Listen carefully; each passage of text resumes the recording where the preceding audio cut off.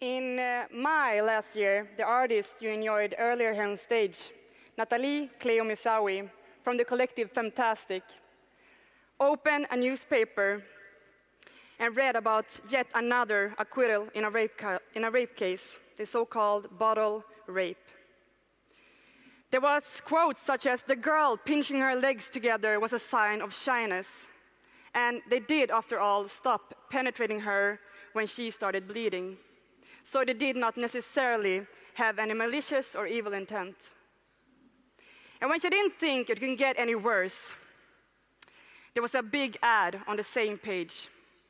A wine bottle with the word "recommended" written across it.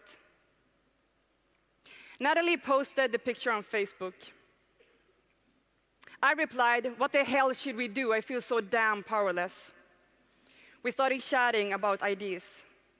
And 4 days later, we met. And that was the start of what today has put the issue of consent at the top of the political agenda, the Fatta movement.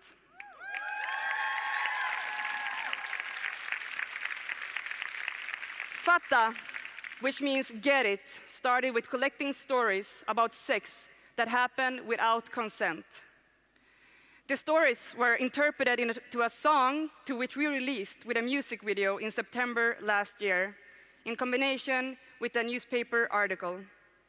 This was the start of a grassroots movement. Within 1 year, Fatta has managed to make an issue no party prioritized into one of the most important issues in Swedish politics.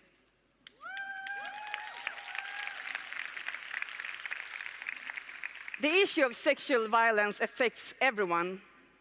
By combining culture and politics, we strive to reach as many as possible. Fatta has made it easy for people to participate in opinion making. Fatta has given people a political voice and lowered the barriers to those in power. My name is Stensson, and I'm the founder of Crossing Borders Foundation.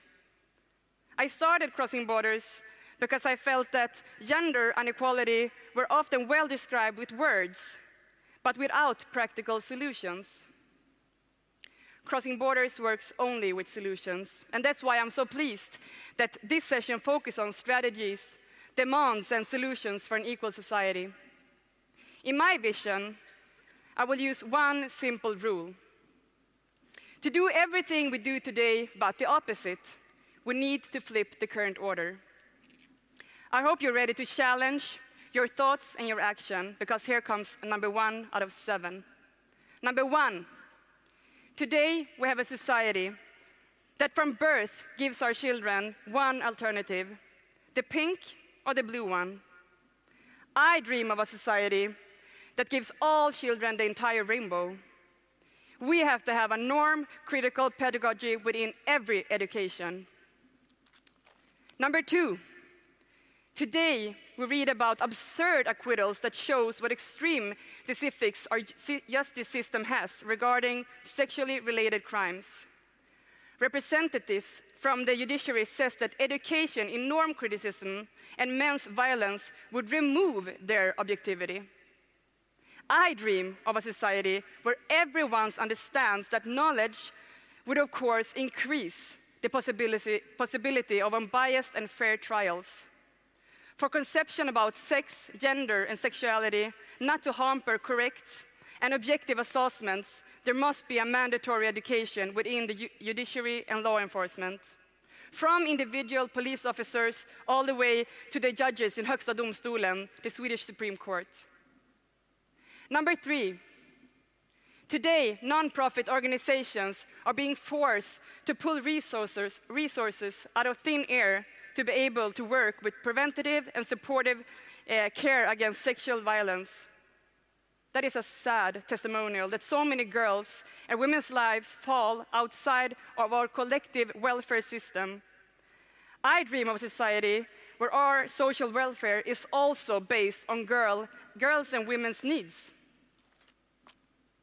Number 4, today we talk about girls' vulnerability and teach girls to set boundaries, to say no, not to walk outside late at night, to be careful. I dream of a society where we instead teach boys to draw those boundaries, to say no when their friends crosses those boundaries, to learn how to act in public spaces late at night, and to be more careful. It is boys and men who need to learn that anything else than a yes is a no. For this, we need to make space and allocate resources for meeting young boys and men. Let the girls in middle school go out and play soccer, while the boys talk about feelings, relationships, and to learn to draw those boundaries.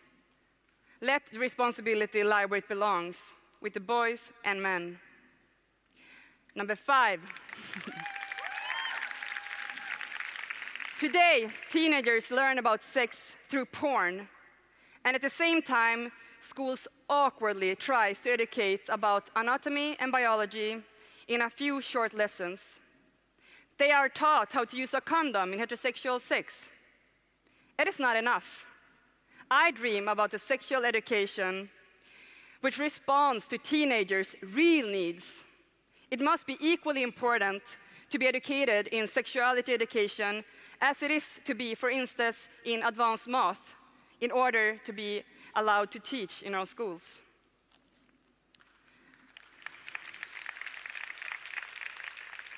Number 6, today we have a society where it's taboo to talk about sexual violence, where she, who has been subjected to sexual violence, becomes a liar or a whore, where the time after the rape is called the second rape. We have a society where our ideas about masculinity can make it even harder for young guys who are victims to tell someone and ask for help. We have a society where adults are afraid to see what is happening and therefore deny the fact that their own child could be a part of the statistics. I dream of a society where everyone dares to see the signs, dare to ask, and take the time to listen.